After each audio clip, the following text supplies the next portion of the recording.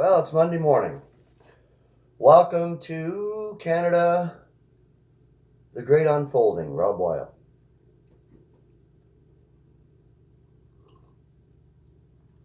Now, I listened to Martin and Seth this morning. That was Spirit Packed. You know, my two compadres in the faith. I love it. So, yeah, go watch Martin's video today. You're going to see the guest, Seth Ballenkamp, my brother in Christ. And it's great that them two got together. And Seth is going to do some work for Martin, which is awesome. All right, I'm going to continue on reading here where I was left off from Friday. This was number 5, the Word of Life. Philippians chapter 2, verses 16, and 1 Timothy chapter 6, verses 12 and 19. This expression is contextually associated with the faith of the evangel and salvation from opposing it. Philippians 1, chapter 1, verses 27 through 30. For in the lives of such ones, it is God who is operating in them both the willing as well as the working, in which they engage, which is essential to the carrying out into effect of this special saving grace. Philippians 2, 12 and 13. Such ones, in their present experience, seek somehow to be attaining to the resurrection that is out from among the dead. Philippians 3, 11. They reap a foretaste of the glorious life they will enjoy in the oncoming eons, even today, as a result of their being attentive to the ideal doing, while relying entirely upon God in His grace therein. They repudiate all human help, especially their own. Galatians 6, 8, and 9. They know the word of life. They realize that all that is worthy of that expression, whether in their position or practice, is entirely the gracious work of God. And they outstrip others as well in putting off the acts of darkness and putting on the implements of light, appearing as luminaries in the world, having on the word of life. Romans chapter 13, verse 12, and Philippians 2, 16. Number 6, the word of the cross. 1 Corinthians 1, 18. Is stupidity indeed to those who are perishing, yet to us who are being saved it is the power of God. The word of the cross heralds not Christ glorified, but Christ crucified. It speaks of the terrible suffering, the pain, humiliation, cursedness, and abandonment. To those not called, it appears to be a very stupid message. 1 Corinthians 1:21. A bloody sacrifice, and yet one which is most acceptable to God. The just dying for the sake of the unjust, and all according to the counsel of God, of perfect justice. The word of the cross is a snare to Jews and stupidity to the nations. Yet to those who are called both Jews and Greeks, Christ, the power of God and the wisdom of God. 1 Corinthians 1:24. At a deeper level, the word of the cross reveals to us the value and consequences of Christ's sacrifice. It is revealed as a benign snare, Galatians 5:11, to which alone we may safely cling and revel in its all-sufficiency.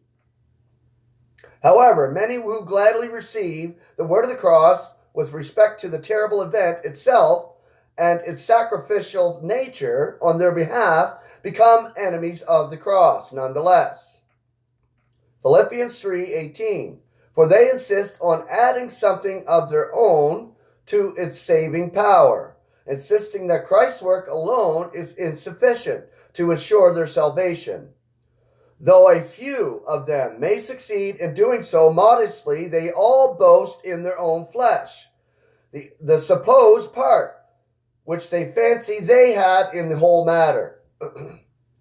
Thus they want to put on a fair face in the flesh, thereby avoiding persecution from the cross of Christ Jesus. Galatians 6:12 through 14. Number 7, the word of the conciliation. 2 Corinthians 5:19. In the scriptures, the word conciliation refers to and involves a number of things. These need to be distinguished. In Romans 11, it refers to the great change, which is the world's riches, quote unquote, indeed, which God effects on behalf of even the unbelieving world during the current era. It speaks of the removal of barriers and includes God's not reckoning the world's offenses to them. Though Paul's words declare that God conciliates, not that he is conciliated, it is just as evident that he himself acts in accord with a tremendous change from that which obtains in most past and future administrations. This is divine conciliation. Okay, the Greek word is katalage. So it's Katallalage. Down change. That is conciliation. Down change. Paul's evangel declares to the believer, we were conciliated to God through the death of his Son, and makes it evident that this was of such value to us that we shall be saved in his life. Romans 5:10, 2 Corinthians 5:18. God has effected wondrous changes on our behalf indeed. As our judge, he justifies us as the Father of his beloved Son and our Father too. He conciliates us to himself, uniting us to himself in the closest of bonds and treating us accordingly, notwithstanding all our unworthiness. He gives us the spirit of sonship and makes us members of his very family. Romans chapter 8, verse 15 and Ephesians 2:19. He effects these marvelous changes prior to and entirely apart from any response of our own. For Christ then, are we ambassadors as of God entreating through us? We are beseeching for Christ's sake. Be conciliated to God. 2 Corinthians 5:20. This conciliation concerned with a practical change from estrangement to friendship, and from rebellious lawlessness to joyful voluntary service, is also, of course, of great importance. For even if we are aware of all our positional riches, if we should remain disobedient, hard-hearted, and unthankful, we are still in a deplorable state. God has acted in perfect justice, while motivated by the fullness of love, kindness, and goodness, when constrained by his own wisdom and purpose to give men the experience of evil. Ecclesiastes chapter 1, verse 13.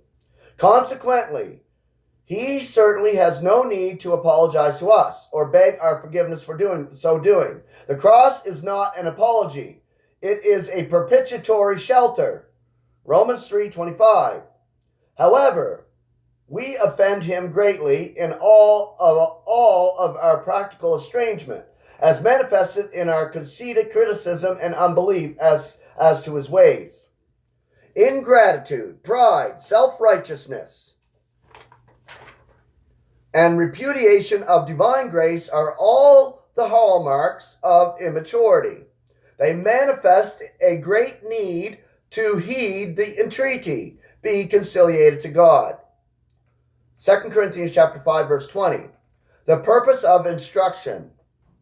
As with all instructions and imperatives, the words be conciliated to God are given to us because of the great need we have to follow their wise counsel. They are given to us because we are the ones who must carry them out. They are decidedly not given to us, however, because of any intrinsic competency in the flesh to fulfill even the least part of the least command. 2 Corinthians chapter 3, verse 5. Entreating the incompetent to act ideally does not deny their inability. Romans 8:7. Instead, it demonstrates their all-encompassing need for the saving grace of God. God entreats and instructs us because he is so doing itself serves as a causative agency whenever he intends, through which he fulfills our obedience. Romans 11:36, Romans 12:1, Ephesians 3:20, 21. Salvation is of the Lord, and according as it is written, he who is boasting in the Lord, let him be boasting. 1 Corinthians 1:31. stand by the word. Besides heralding the word, it is important to stand by it. 2 Timothy chapter 4, verse 2. This is in contrast to withdrawing from, or from stand. APHISTEMI, that's the Greek word. The faith. 1 Timothy 4:1. This takes courage and strength, being endued with all power, in accord with the might of his glory, for all endurance and patience with joy. Colossians 1:11. This is to be done opportunely and inopportunely. When it seems to our advantage, even in a good sense, to stand by the word, we are apt to be glad to do so. But when it appears clearly disadvantageous, even dangerous, to stand faithfully apart from compromise, it can certainly be a painful experience and full of suffering. There is frequently a need to expose both error and truth, in order that they might both be manifest. Ephesians 5:13. Similarly, words of entreaty are often of great value. Even rebuke and surely warnings. These are variants in the Concordant version. On value. That's the Greek. On value. EPITIMAO. On value. Have a place. But to be effective, they must be presented in humility and grace, and by one to whom those in need are receptive. They must be made with all patience and teaching.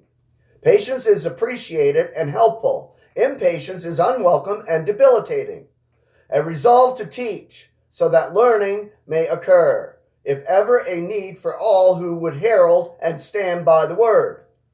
For the era will be when they will not tolerate sound teaching, but their hearing being tickled, they will heap up for themselves teachers in accord with their own desires, and indeed they will be turning aside to myths, turning their hearing away from the truth, yet will be turned aside to myths.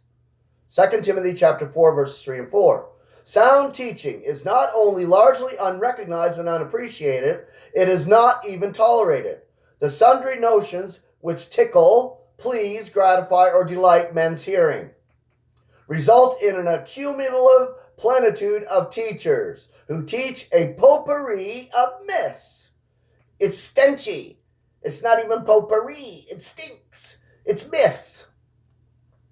All in accord with their own desires of their followers,